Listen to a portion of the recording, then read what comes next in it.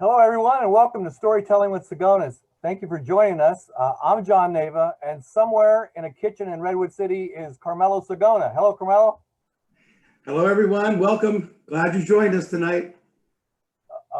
Okay, so before we get started, everyone, I want you to pull out your, hopefully you got your webinar tasting kits. We'll be doing 3 oils and 3 balsamics tonight. So you can go ahead and start opening those up, and we're going to get started in just a little bit. Carmelo's in his kitchen, and what he's going to be doing is, once we do some tasting on each oil and balsamic, he's going to prepare a little dish for us and some recipes to show you guys how to do this at home. So let's get started, and we'll start by saying, tonight on the sampling, we're going to do some of the healthiest and best tasting olive oils on earth. Now, that's a bold statement, and I know, but I'm particularly really crazy about this new batch of these new crop California and around the world oils from Northern Hemisphere. They're absolutely fantastic. I mean, this lineup is so good, it could go against the 1927 New York Yankees. It's that good. And what makes these oils so special? Well, to ensure the freshness, we treat the olive oil like we do our produce. We change with the seasons. And the world has 2 picking seasons. It's basically the growing regions are Northern Hemisphere and the Southern Hemisphere. And in the Northern Hemisphere, you pick and you press in October through November, and you'll see it in our stores probably late December, early January is the first ones to start coming out. Now the Southern Hemisphere will be Australia and Chile, of course, and they'll start their picking and pressing season in April and May, and it takes about 2 to 3 months to get over here across the seas on a boat. And then we usually have them in our stores in August. So we get our oil from small estate farms throughout the whole world. And do I travel the world? No, I would like to go and get them. I do for our cheese. I go to Switzerland and hand select cheese for Sigonas. But I've gone to Fresno about 15 years ago, and we used to buy 5 or 10 acres of the farmer's trees, and then he would press the olive oil for us. Now, it was a great olive oil, and it was super buttery and super smooth, and we did really well with it, and our customers really enjoyed it. But the problem was about 3 or 4 months into the oil, it became rancid. And if you ever taste rancidity, it's like licking the inside of a tin can. It's not very pleasant. So one day a gentleman walked in, he says, "Hey, my name's Michael Bradley from Veronica Foods. I think you're on the right track, but you're going in the wrong direction. I would like Sigonas to be the premier spot to take my olive oils that I can find around the world and at these small farms that are so high in polyphenols and so healthy that you never see in the marketplace. And we want you to be the catalyst to support this." So we decided to go ahead and do it. And we're sure glad we did, because in the 15 years that we've done this, it's a new way to taste olive oil and educate everybody on olive oil. The old way of thinking wasn't necessarily the right way, but to do it fresh is the best approach. Now, having said that, I'm going to turn this over to the first oil. It's going to be called Chiqui Tita. And this oil, if you want to taste, hopefully you've got one of these with you, a taster cup that you got from Sigonas. So what we need to do is, when you're tasting olive oil, it's basically aroma, flavor, and sensation. So the first thing we want to do is capture the aroma. How do we do that? Put some olive oil in your ramekin, the small cup. Look at that beautiful color right there. Really, really nice. So this is the Chiqui Tita. Now the Chiqui Tita is from Portugal. It's very rare. What makes this rare? This is the first time on the market. This is a new varietal from Portugal. It's a cross grafting between an Arbequina and a Pequot, which is normally a Spanish varietal. But this one happens to be grown in Portugal. And this thing is so unique and so exquisite. I've never tasted anything like this oil ever, of doing like tasting oil for 15 to 20 years. This is really a unique and different experience. So what I want you to do is pour a little on a cup, and here's how we taste. Take your hand, cup it like this, and put the cup right here. Set it in your hand. Then we want you to cup it. Then I want you to pull it, round it like this. And what we're trying to do is get it to room temperature, right? Now, for time's sake, we usually do this for about a minute, but we're gonna smell it right now. So now cup it, and then I want you to give it a whiff. And you should be able to pick up some notes out of that, right? You should be able to smell something. So, and no, everybody's nose is a little bit different, but out of the 1 or 2 aromas, you should be able to pick up this. Okay, so what I smell right off the bat, it's very floral. This is the most floral oil that I've ever smelled. It's like fresh raspberries and rose petals, right? So that's what I smell. Then the next trick is going to be the taste, all right? And then after the taste is going to be the sensation. Now the sensation you don't want to confuse with the taste. That will be the last thing after you swallow it. Your throat's either going to burn or it's going to be a little tickle, all right? And if you got a glass of water nearby, that would be great because you can cleanse your palate, because some people might cough a little bit. They won't particularly, this is a very delicate oil, so you're not going to probably, joining too late, we're tasting a Chiqui Tita. So this oil is very delicate, so you shouldn't get that big, bold aftertaste. All right, so one of the other key components when tasting, you're going to take it, you're going to swig it, you're going to lay it on your tongue, and you want to aerate it. You want to get some air there, and you want this sound to be made, like a slurping sound. And then you taste it, and then I want you to swallow. Okay, everybody ready? Let's do it.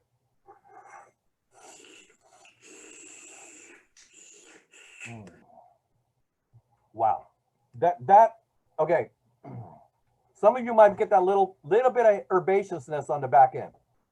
So that right there is just floral, fruity. I taste raspberry. I taste rose petals. It's almost like tasting rose water to me because it's not that viscous. You'll see compared to the other oils we'll be tasting, it's not that really that viscous. So this is like a delicate flower, and it's super, super delicious. This is so unique and so different. And like I said, we're like the first store to have it on the market. Okay, so Carmelo, this fantastic oil, what did you pair it with on a balsamic, and what did you create? Well, let me show everyone what we're doing here. But first, I want to thank you, John, and let the audience know John really brought this into our stores. All these fantastic oils. There's nothing like this year's oils. I haven't, in all the years I've been in business, have not had any oils like this. I fell in love with the Chiqui Tita when I first tasted it, and we paired it with a summertime peach balsamic. So you have those. Let's pour a little bit in the ramekin of your Chiqui Tita, and let's put the balsamic in there. You can do a 1-to-1 mixture on this, although that's not what we're going to be doing on the in the salad. But a 1-to-1 mixture on this, kind of mix it up a little bit, just to give a little taste of this. So get a little taste, and you can taste the summertime peach coming through. You can taste the Chiqui Tita. It's a big taste as compared to the summertime peach balsamic. We don't want to overpower it with the balsamic. So we have basically about a 3-to-1 ratio is what we're going to do. Well, let me show you how we do the dressing. This is kind of like going to be like a French salad. This is something that's super light, super easy. We're going to do about 3 parts oil, and we're going to do 1 part balsamic. And we're going to just super lightly coat these butter lettuce hearts. First, we've got that 3-to-1 ratio basically.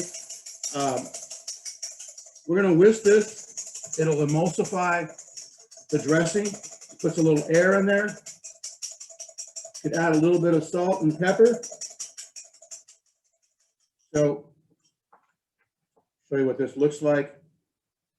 Okay, and I'm going to put a touch of salt and a touch of pepper. So we have our dressing done here. Then Organic Girl has these fantastic true butter lettuce hearts. These are really, really delicate. They're something you don't want to cut. I would just break these apart if you're doing them ahead of time. I have broken these apart already, so they're ready to go. So I have a large bowl. I like to toss the salads that I make in a large bowl and toss it really good. I don't like to put a whole lot of dressing. And this one in particular, we're dressing it super lightly. So we have about a 3-to-1 ratio. You could try it out with a tablespoon and then a touch of balsamic or whatever is your preference. Then we're going to just toss this up real good. So the trick to this, the real trick to this is tossing it and tossing it and tossing it. You get all those leaves coated. Now, this is something you have after dinner, after the main course, and it's super, super light. And each one of these, you want to get a little bit of the dressing. There'll be a light coating. It'll have a hint of the summertime peach, and it'll have that Chiqui Tita oil in there. It's going to be really good. So there you have it. John, back at you. Well, hey, Carmelo, I got a question for you that probably people want to know. Cooking with our olive oils. You know, some chefs say don't cook with the good stuff. I know what we say. What can you tell our audience about cooking with our good oil? I always talk to our customers and tell them, yes, please cook with your olive oil. It has a smoke point of 400. The integrity is not lost on this. The polyphenols are so high on this. These are the preservatives of the oil, the polyphenols and the oleic acids. All these are measured. They're measured by chemists, and they're super high on the good points, the polyphenols and the oleics. They're super low on the negative points, the peroxide levels, and the free fatty acids. These things really hold up in cooking. And I like to use stick-free skillets or cast irons, and I just put a little bit in there. I use it for finishing.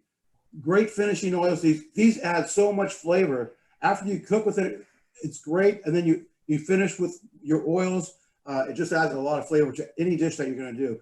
The Chiqui Tita that we just finished, great for salads because it's such a light oil, like John said, light in terms of boldness. It has a lot of flavor, but it doesn't knock you back. Some of the oils that we'll be doing later on, especially the Kalamata, it'll be very big. John, back at you. Yes, and then we had a question where does the flavor diminish on a strong oil? And we have to say no. It basically holds up, and you can always finish. Once you cook with it, you can also give it another drizzle. So going off of Carmelo's point, he mentioned polyphenols. Okay, so we measure our polyphenols. Everything's run through a chem lab, and we get our tests back. Now, the polyphenols, for you who don't know, those are the healthy antioxidants that are found in the oil that are really, really good, healthy antioxidants. And two of the most healthiest are oleocanthal and hydroxytyrosol. Those two, the oleocanthal is what gives you that pepper on the back end. It's more of a sensation. And the hydroxytyrosol, that's the one that the health benefits for heart and lowering blood pressure and all that good stuff. And we got an oil coming up in a minute. That's the Kalamata, the last one we try. It has those two highest polyphenols of any other oil ever recorded. So it's really, really healthy and really, really tasty. And that'll be the last oil we taste. And another thing going on, what makes Sigona's Fresh Press so special compared to every other oil out there? Well, we offer single cultivars. And what that is, you notice the first one was the Chiqui Tita, and the next one we're going to do is going to be the Cobra Salsa. And then there's the Arbequinas, and there's the Chatuis. And then it's like wine, where you got the Chardonnays, the Sauvignon Blancs, the Cabs. It's the same thing. So with our olives, we treat each olive has its own flavor profile. So that's how what makes us different. The taste is so different than any other olive oil, because the big producers, they take all different varietals, they put them together, and then they process them together. And you really can't get the flavor points that you get with Sigona's oil. And another really key point, our olives are picked and pressed within 2 to 6 hours. That's what gets the polyphenol counts up, and that's what the integrity of the oil stays. And Carmelo mentioned oleic acid. So if you will, oleic acid is like a Kevlar vest to olive oil. It protects it, it makes it strong, and it lasts a lot longer. We have an oil in our store that has 1,128 polyphenol counts. This is unheard of. The highest we ever had before was 700. They pick it super green. It comes from Tunisia, and it's called the Chatui. It's organic. It is absolutely a big Robusto oil, but it's the healthiest oil, one of the healthiest oils we have in the store. So if you're try the Chatui, and then in a few more months when we do a second olive oil tasting, we'll definitely be featuring that one. And then the unique varietals, of course, it just rounds out. That's why we're so good, and they're so different. Sigona's Fresh Press extra virgin olive oils. Okay, so let's get on with the second oil. Hey, before you do, John, I just want to say we're really getting a twofer. You know, you get these super health benefits, and then you get all these different flavor profiles and all these different oils. I have 4 or 5 oils at home. I have my go-tos. I love the Kalamata we have. I also love the Chiqui Tita. The Cobra Costa is fantastic. we have 14 new oils that are in. I keep 4 or 5 at home. I rotate them out.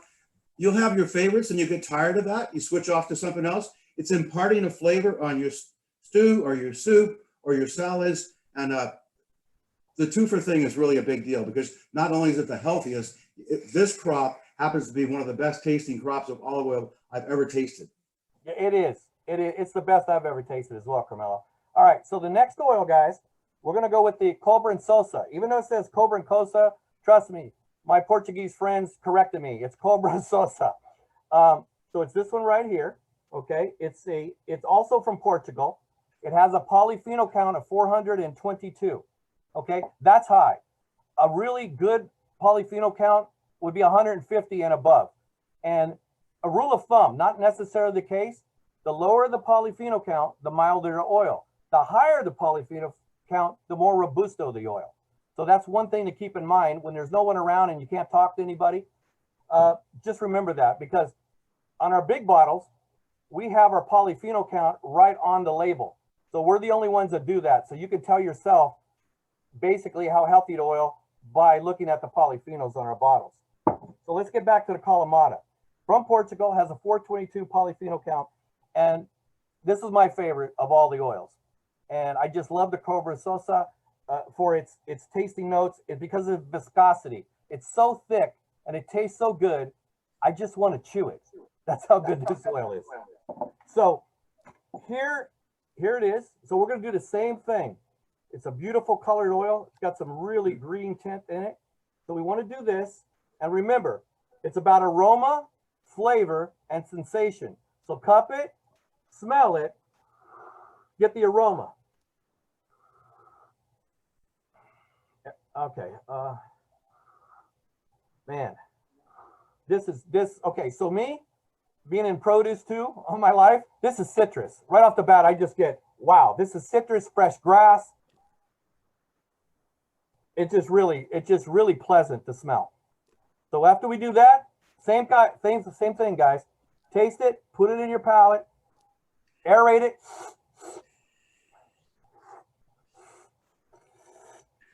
And swallow. This one is a cougher. Yeah, have the water ready. This is what we call a 2-cough oil. Woo! That's a good one. That's an attribute. So that's the sensation. Really, really good. It's creamy. It's smooth. It's super well balanced. Like I said, the reason why I love this oil, it's so well balanced and it has a super thick viscosity. I know I put this over my own bean soup or any finishing dish on pasta. It's absolutely fantastic. And I know that we're tasting the Cobra Cosa for someone who's joining us late, Cobra and Sosa, but it's spelled Cobra Cosa. And I know Carmelo created another nice dish with the recipe for this one. So Carmelo, take it away, buddy. You know, this one is really near and dear to my heart. My grandfather used to have citrus salads and just use plain olive oil. That was great. Olive oil, salt, and pepper. Who ever heard of that? Well, it's some kind of a Sicilian tradition. And I got to do hats off to my son, Dante, who loves to keep the Sicilian tradition going, cooking all this stuff and developing peppers and whatever else he might be doing. But this is a really neat deal with the citrus. You know, if you would just take your Satsuma Vanilla Balsamic, we're going to go one-on-one and try this one out. You'll get a taste of what this is like by itself. Just kind of mix it up a little bit, get a little taste.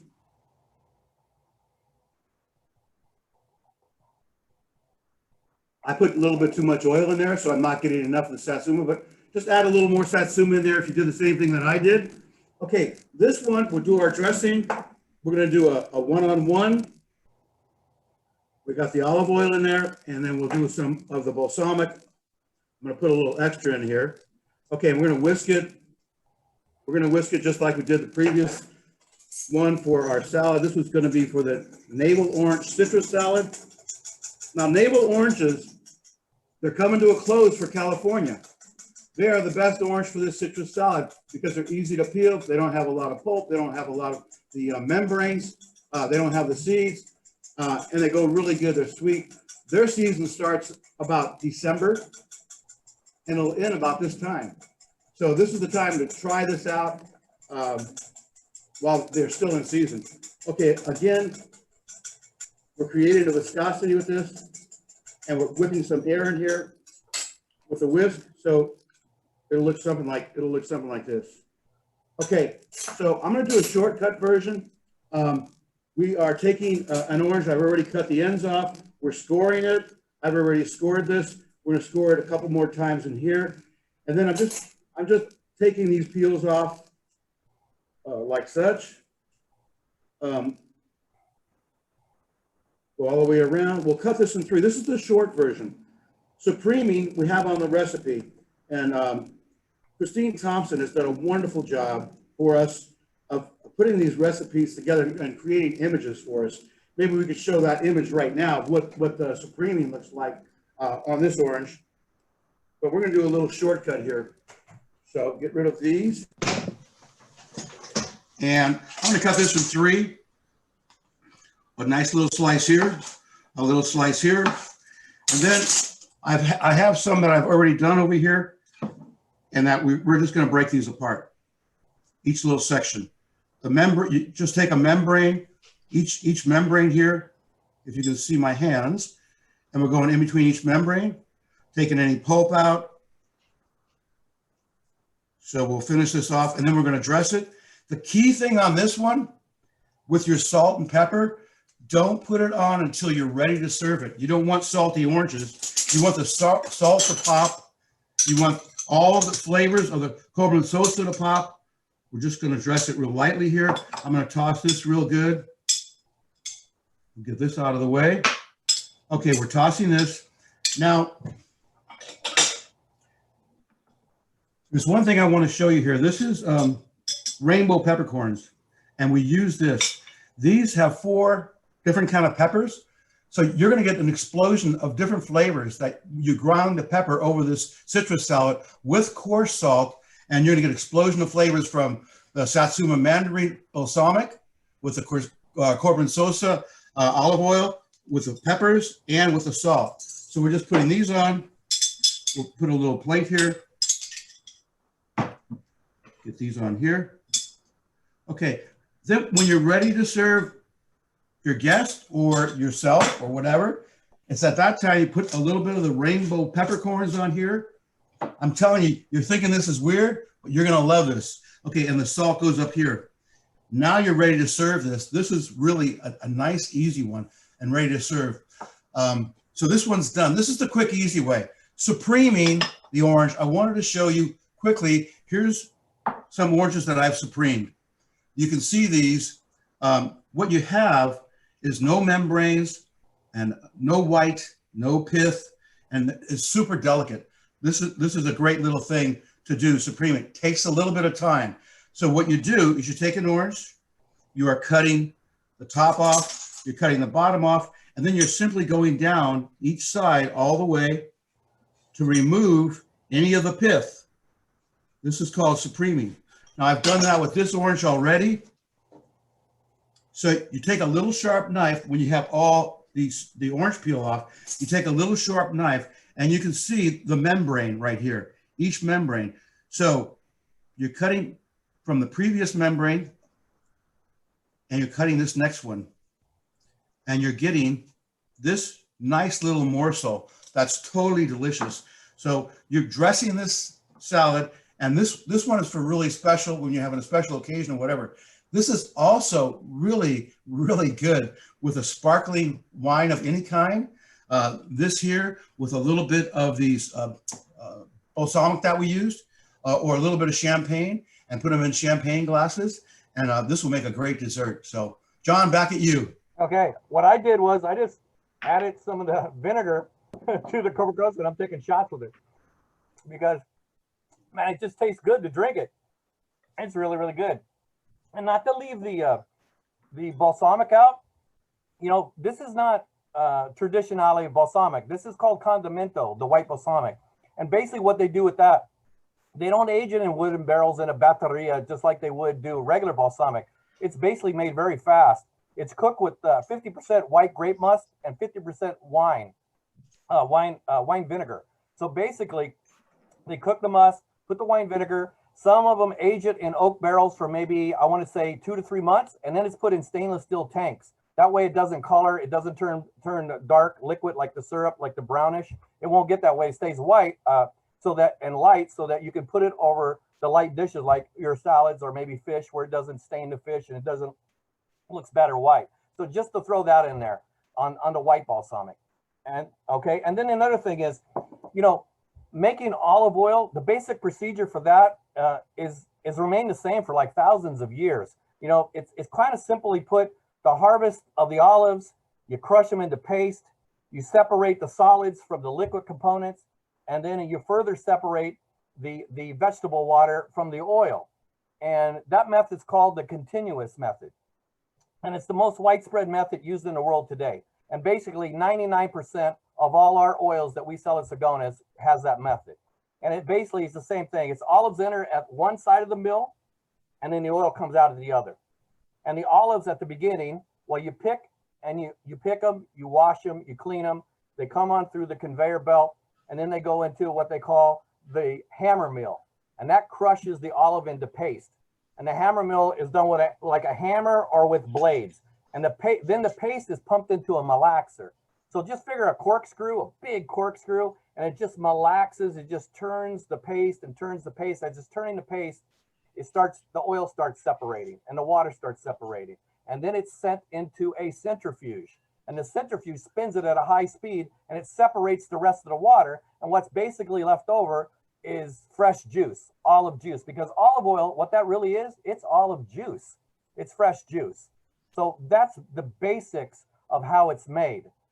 You know, the stone crush of the 1600s, the 1500s, 1,000 years ago, the big stone wheels, that's still used today, but only for show, or maybe a real small olive oil maker that wants to be true to his tradition. So that's how basic oil is made. And, you know, keep the questions coming, and I'll try to answer anything else you want to know about the olive oil. So, John, we got a quick question on if the olive oil diminishes with age. And let me say this about that. I use these oils like every day. Every day I'm using these oils. I love vegetables and eggs for breakfast. I put them over my vegetables and eggs. I love the soups my wife makes. Jackie, thank you very much. You make the best soup in the world. I put the olive oil over that, so I'm tasting it every day. As these oils age, as they get older, right now they're super fresh, super potent, super high polys. All the polyphenols and the oleics will go down slightly. They just diminish a little bit.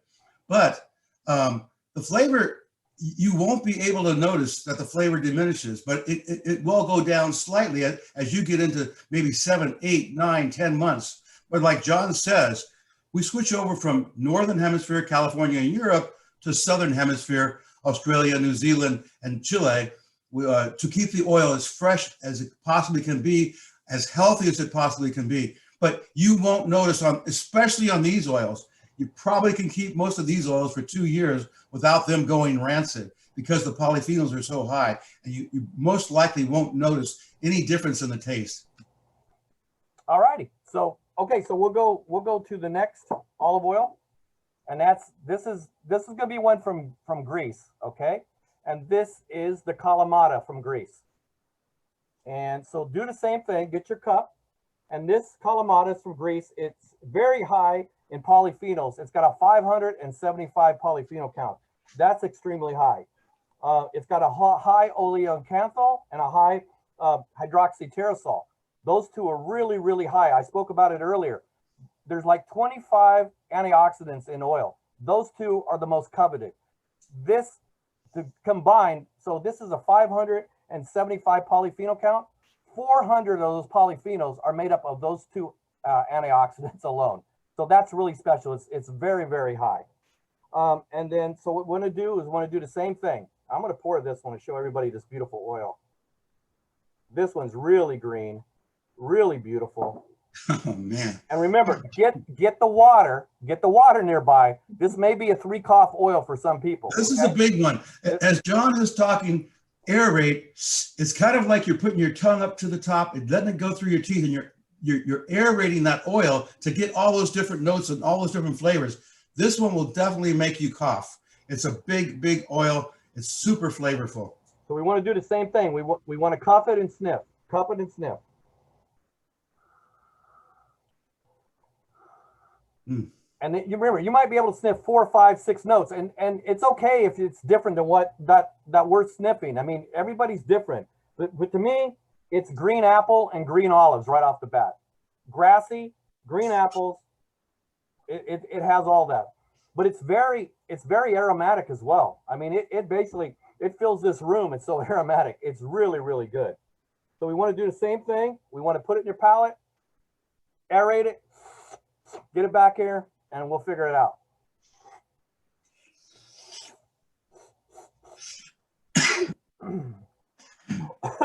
Oh, woo!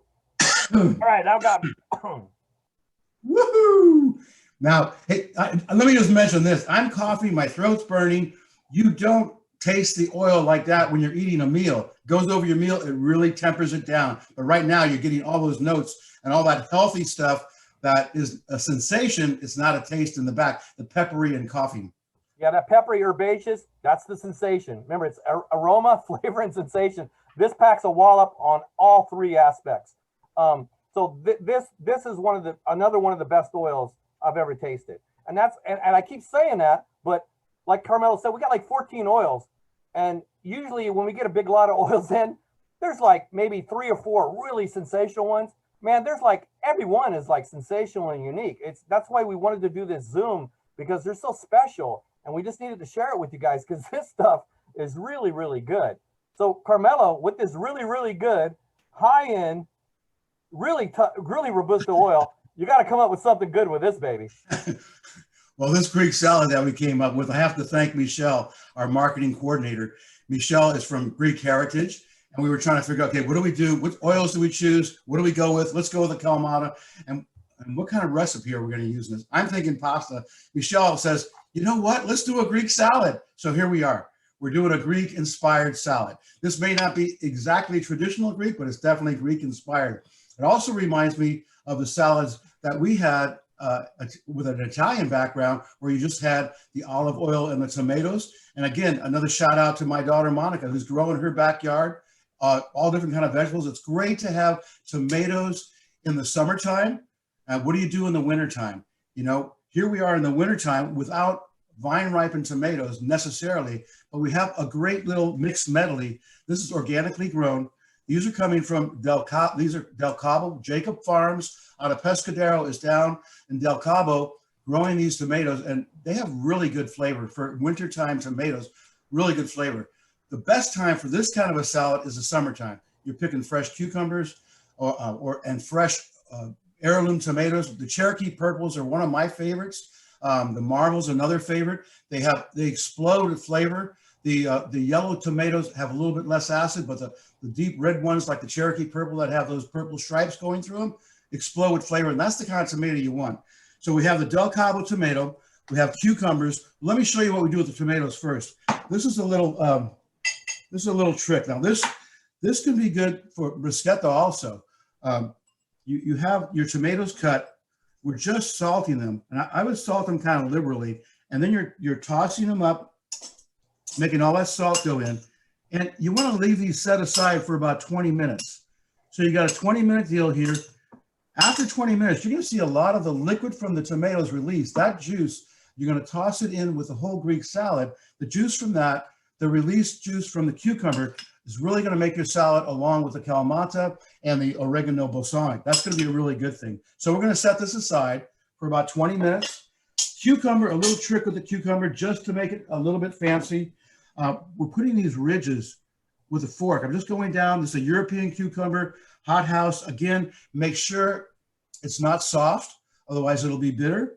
You want to get as fresh as possible. So these are coming up from Mexico this time of the year. Summertime, you have fresh cucumbers. And again, we're so fortunate at Sigona's Farmers Market. We're in one of the best places in the world. Salinas Valley, all the growing areas out of Fresno. They pick it in the morning. We get it early. They pick it in the morning, say 6 or 7 o'clock. They process it. We get it early that next morning at 3 o'clock in the morning. It goes on the shelves. So we're so lucky. All of us are so lucky in this area. Okay, I'm putting these little ridges in the cucumber. I've already gone all the way around. Then I'm going to quarter this. I'm going down in half. And then I'm going down again to quarter these. And then I'm going to cut on a bias, just a little cut on these. And we're going to cut at a little bit of an angle. Okay. This is quick and easy. And this, we're going to put a little bit of lemon juice. I think in the recipe we have like a half a tablespoon. You don't want to overpower this with lemon juice. So this is going to go with a balsamic, and it's going to do the same thing that the tomatoes are doing. It's going to release its liquids.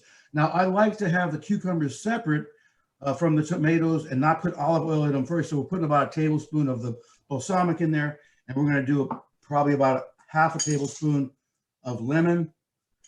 A little slice here.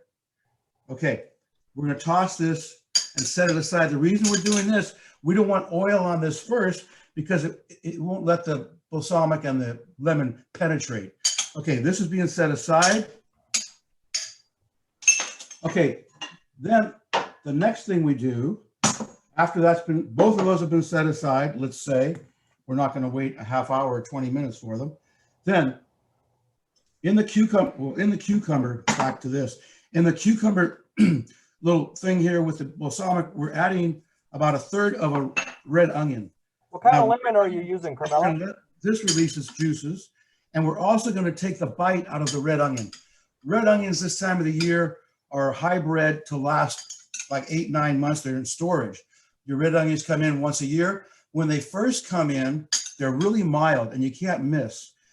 You don't have to necessarily take the bite out, but any onion that's too hot, too spicy, you can let them sit in cold water for 5 minutes, then dry them off. Or you can do this thing. It'll pick up the flavors with the acid from the lemon, and the balsamic will temper down the heat on that. So we have that set aside for 20 minutes. Then what we do, we mix these both together. So your tomatoes are set aside for 20 minutes. They're being mixed in. This is set aside for 20 minutes. That's being mixed in. Then we're taking fresh oregano, about a tablespoon or more, whatever you like. That's going in. Your Kalamata olives, here we go again. That is going in. Okay, and then we're going to put our olive oil in. So I'm using for this about 2 tablespoons of olive oil and a little bit of fresh ground pepper. I wouldn't salt this right now because you salted your tomatoes, and you're going to have a salty feta in this as well. So a little bit of pepper. Test for salt later on. So now we're going to toss this real good. So you got 20 minutes to set aside the cucumber and the tomatoes that you cut in half and salted. So you're preparing that, and you go do whatever you want to do. Come back, then you're tossing this. After you toss this, I would really let this set for a half hour. You put it in the fridge, take it off, and you'll notice a ton of juices. You're already probably getting a little bit of juice, but we really didn't let this sit for 20 minutes. But you'll notice a ton of juices, and you're working this a little bit through that half hour that you're letting this sit. Now, here's something I prepared ahead of time. So I have this that I prepared ahead of time. Now, I'm going to show you all the juices in there. This is all tomato juice, cucumber juice. It's got the balsamic in there, and it's got the olive oil in there. They're just really, really married together, and the oregano, fresh oregano, is coming up with a great flavor. So this is the finished product. We're going to take a plate and show you what this looks like. So this is going in here. This is just beautiful. It's so delicious. And the next day, it's even more delicious. Okay, you have a little bit of oregano. So you could, on the oregano, here's an easy way to do the oregano. You just go opposite the way the leaves are growing. You take them off. We're just going to finish off with a little bit of oregano. We're going to mix in some of the feta in here.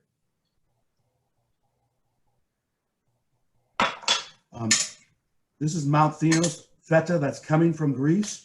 It's a sheep and goat feta. It's really, really flavorful, very nice, and not overpowering. So we have some, I'm going to do that again.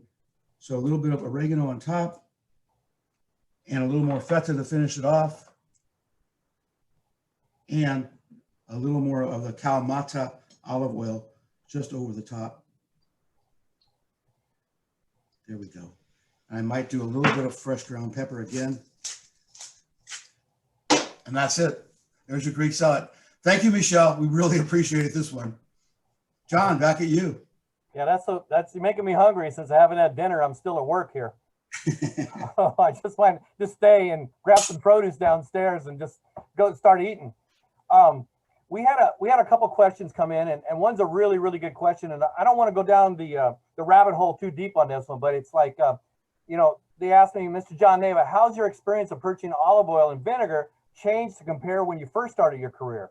How's the industry changed, and what technology is involved in the change in the experience? Well, a lot. Okay. And what we used to do is bottle everything at once and keep it all year long. That's the wrong move. I mean, that's what big grocery stores do. And you don't know how long it sits on the shelf. You don't know the harvest date. You don't know the varietal. So that's one way. Another way is you can buy olive oil in bulk, and that's what we do. And we bottle fresh daily in our stores or at our facility. And that was taught to me by Mike Bradley of Veronica Foods again. That's the secret of keeping fresh oil and buying from small farms, not the big boys. You got to buy small. Like people who shop our store, we're local, we're small, we're independent. The independent will always find the best stuff first, usually because there's not enough best stuff to go around for the big chains. So that's part of the strategy that I use when I buy for Sigonas, whether it be cheese or be olive oil or specialty foods. You get the unique and different stuff that no one else has, and you try to get the best and private label the best. And that's our strategy. Is it's got to be one of the best or close to being in the top 3 or 4. But it's changed a lot, the industry, and that the industry changed also. Basically, it's not about where it's from now. It's before, where's the olive oil? It's from Italy, it's got to be great. Well, no, it's great when you first press it and it's 6 months old maybe, but after a year and a half, that oil's no good. It's rancid, it's dead. I personally wouldn't carry an oil after a year. Even with their polyphenol counts, you can get by with a little bit, but after a year, that oil really does start to degrade down, even with 1128 polyphenol count. And another deal is, if you got a bottle of olive oil sitting in your cabinet for a year, come on, guys, you got to use that baby. So, and you want to store it in a dark glass or a fusti, one of the metal containers, and you want to keep it in bulk. And one other quick thing on that, when we buy bulk and they bring it in, they put nitrogen flush. They flush the tanks with nitrogen so it doesn't oxidate and doesn't start degrading from the beginning. So that's how it's changed. And then hopefully I answered Lisa McCann's question, is 2 years open or unopened. Basically, if you open it, it's fine, but a year is a good basic, a basic strategy to keep. Because with Sigonas, you can always come back every 6 months and get the fresh oil. So always eat fresh juice. One of the big differences, I have to mention that, and then John really made this happen. So he was buying olives, as he mentioned. He was buying olives off a farmer. We were pressing them. This was the best olive oil I had ever tasted, and I went crazy over it. I was having olive oil with heirloom tomatoes every day. I was having it for breakfast, lunch, and dinner. This olive oil was so good when we first got it, and that happened for about 4 or 5 years, if I remember correctly. And but as John said, something weird happened after about 6 months. It turned rancid. We didn't know it turned rancid, but we were picking them right. And this was the whole deal. You've got to pick the olives green, and you've got to press them right away. We were picking them right, and it was this real mellow, buttery, delicious flavor. But the health components we weren't even aware of. We knew olive oil is healthy. We didn't know polyphenols, oleic acids, peroxides, and free fat. We didn't know any of that. But the health components on this, they were super, super low. We didn't know it. When we first tasted fresh pressed olive oil, when I first tasted it, I thought there was something wrong with it. The bitter taste at the end. So as a retailer, we're thinking, can we convince people? Can we talk to people? Can we make people understand the health components and the taste components of a fresh pressed olive oil versus something you've been used to that's really mild and maybe has a little buttery flavor, but really mild. But once you taste this, and if you go back to the cupboard and you dig out something that's old, you'll see there's a possibility that might be rancid. But that was a big shift for us. Yes. And I had a question here from Monica, was does the cough has to do something with the polyphenols? Yes. And primarily that cough is from the olein canthal polyphenol. That's the one that gives you the cough. And yes, it does affect the flavor, and it does rise the polyphenols. But it's basically, it gives you that sensation. The olein canthal antioxidant gives you that sensation in the polyphenols. And then the other question, as Carmelo was talking, like I said, I got 10 questions sitting in here. Gotcha. Okay, beautiful. All right. Oh, what kind of lemon did you use in your dish? Another favorite, a Meyer lemon. If you don't have a Meyer lemon tree in your backyard, plant one. These things are fantastic. They produce all kind of lemons. They're crossed with a mandarin. They originally came from China, I believe, but now we have them all over the United States. They're quite expensive, but if you have a Meyer lemon tree in your backyard, you just go out and pick a lemon and that's it. Right. Meyer lemons. Yeah. And then I got, very good. I got another question. What's the shelf life of balsamic vinegars? Okay. So here's the deal on that. They last a long time. Okay. Especially if you get the real McCoy. The real Traditionale will only come in a 100 millimeter tulip bottle. That's the real McCoy that you'll spend $79, $99, $199, $300 for. Now we have Traditionale, tradition style, 18-year age.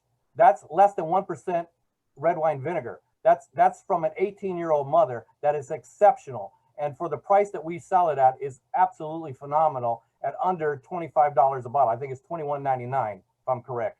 Maybe it's $14.99. I forget what I put the price on. So, but $21.99 if you come in and buy it. Okay, guys? So here's the deal. It will last 5, 6, 7 years easy if it's stored tightly. It will last. And the white, you know, you'll go through that pretty simple. It's not going to last forever, but they've had balsamic. If you store it in the batteria, it's 12 years age. It's 25-year age in the barrel. After it comes out of the bottle, it gets thick and it turns like syrup into like almost thicker than the molasses coming out, which is an attribute. But also later on, it just hardens and it gets thicker. But basically, 10 years, 12 years. I've had a 12-year age balsamic in the tulip shape, the real McCoy. 12 years, it still tastes fantastic. Anything else? Do we got, Carmelo, anything you want to add to this? I'm good right now, unless there's any more questions. Well, I think we cleared out the board. So on that note, I'd just like to thank everybody for joining us. And thank you to all the support that our customers give us. And that keeps the small independent stores like us going. And we look forward to servicing you and bringing you unique and different products and trying to give you our best customer service. And you really helped us through this pandemic. And we hope all of you stay really, really safe and healthy through all this. And I like to thank the team behind what you see, Carmelo and I. Liliana helped us out with some camera setups and double cameras. And she got right in there and worked like a director for us. And of course, Michelle, our marketing manager, who coordinated all the behind the scenes stuff and the excellent salad. And of course, Christine, who is also part of the marketing team, who takes all of our ingredients, all these new items, and makes these specialty recipes and does all the photography that you'll see on our Instagram, on our Facebook post. So we have a really good team, and we want to thank everyone for joining us tonight. And good luck and God bless. Hey, a special shout out to all of our customers that are viewing in now. Excuse me. A special shout out, excuse me, olive oil. A special shout out to Bonnie, who invited 19 of her friends. Wow. I got to meet Bonnie on Friday. We talked a lot. We went over some recipes. So Bonnie, thank you for bringing your 19 friends. I really appreciate it. And thanks again to all of our customers and all the staff that worked on this. Liliana, you saved me a million times. She's got her hands coming in here, clearing things off, giving me sign language. Thanks so much, Liliana. You really saved me. Beautiful. All right. Well, thank you, everyone. And we'll see you at Sigonas.